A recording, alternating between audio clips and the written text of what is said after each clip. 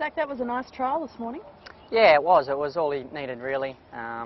Michael just wanted me to sit out the back and make sure he was switched off and just let him come through under his own steam without making him do too much. He's had, by Hong Kong standards, a somewhat unorthodox campaign going into a derby, and it's been a long time since we last saw him racing. Yeah, well, he's a lightly framed horse, and Michael feels that he can do enough with him on the track without having to race him.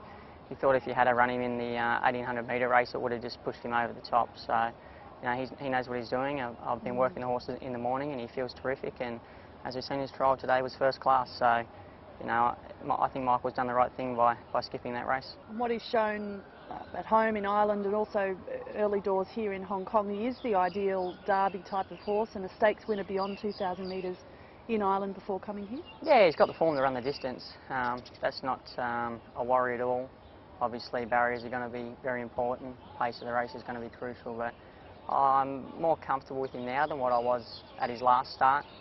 If the pace is going to be slow, because I feel as if he's starting to get the hang of it now and starting to drop a little bit more, which is what I want, because quite often in these derbies they do tend to go very slow for the first half of the race. And you know, now that I've ridden him in this trial today, I'm comfortable that he should be able to adapt to that. And you know, his best asset, I think, is his turn of foot. He's got a really, really good 200 metre sprint on him, and then he can sustain his run to the line. So, you know, if they do go slow, it's not going to be the end of the world. But if they run along, you know, it'll probably be a little bit more beneficial to us. And we've seen that turn of foot in his 2 race starts here in Hong Kong. He's put in some lovely closing efforts.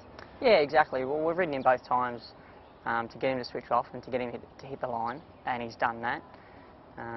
In the derby, you know, it'll be up to Michael, but if we draw a good gate, it's probably no use giving it away.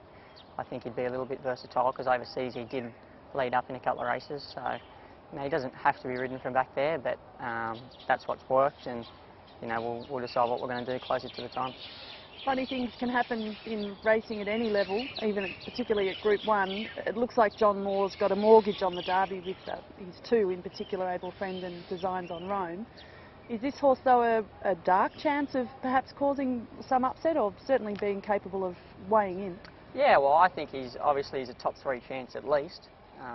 It's just going to be interesting as to whether Able Friend can run the distance. Obviously, it's going to depend on how the race is run. We've seen last start he has got that chink in his armour if you do make him do a long way out, and Tommy rode a good race, and I can see him doing the same thing again. And if he does that, I'm going to be a top 2 chance, and then it'll be just up to Designs on Rome and myself to fight it out, and we'll see how we go. But obviously, I've got a lot of respect for Designs on Rome and Able Friend. They're both going to be really hard to beat, but you know, I think my bloke's up to the task, and it's just going to come down to luck in running on the day.